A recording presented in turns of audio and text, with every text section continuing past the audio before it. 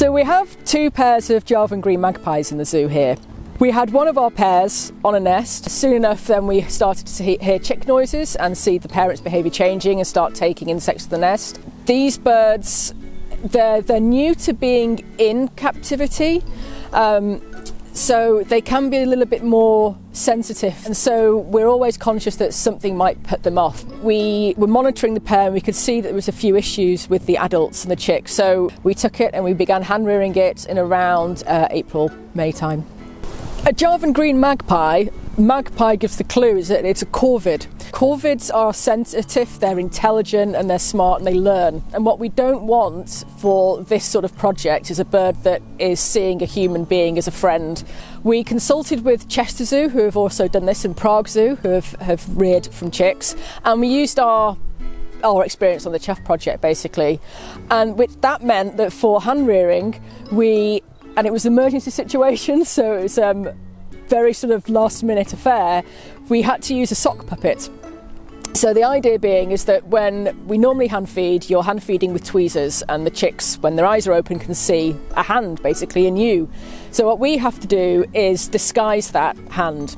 And so we were using basically a green sock, a bit of Blue Peter-esque work going on, some buttons for eyes, a red sock and black, just to imitate the markings that the adult would have, and then feed the chick using that. We also wanted to, best as possible, cover our faces. Crows in particular are known to recognise facial expressions and eyes of people. But that's obviously quite difficult to do in a working environment. So we went through a few iterations, but we now have a green balaclava and a green hoodie to wear. And so when we were feeding it, that's what it saw rather than us. The really interesting thing about the timing of this event is that as part of the disguise, one thing that came in really useful were the masks that we're now having to wear, or were wearing with the COVID restrictions. So we sort of incorporated the green balaclava as our everyday masks when we're walking around and working in the zoo section. So it was actually quite fortunate that, in a way, a silver lining, that it meant that on the market and online availability of green face masks was quite prominent.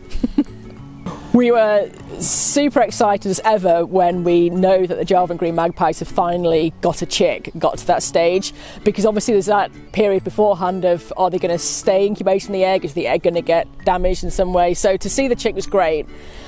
There's always mixed emotions when you have to rescue a bird and hand rear it for welfare reasons, because you know that means the end of your social life. But again, with COVID going on, we weren't going out anyway, so we were quite happy to do those evening feeds and early morning feeds. The Javan green magpies are a relatively recent addition to the zoo.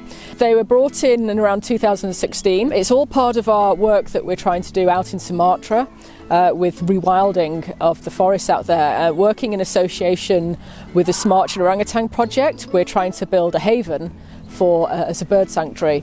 And the Javan green magpies are a species that is very prone to the illegal trapping for cage birds. So it's a project that we've been involved in for several years, but actually getting the birds here, understandably because they're so endangered, has taken a concerted effort and some time. So for the past 4-5 years, we've been working with this species.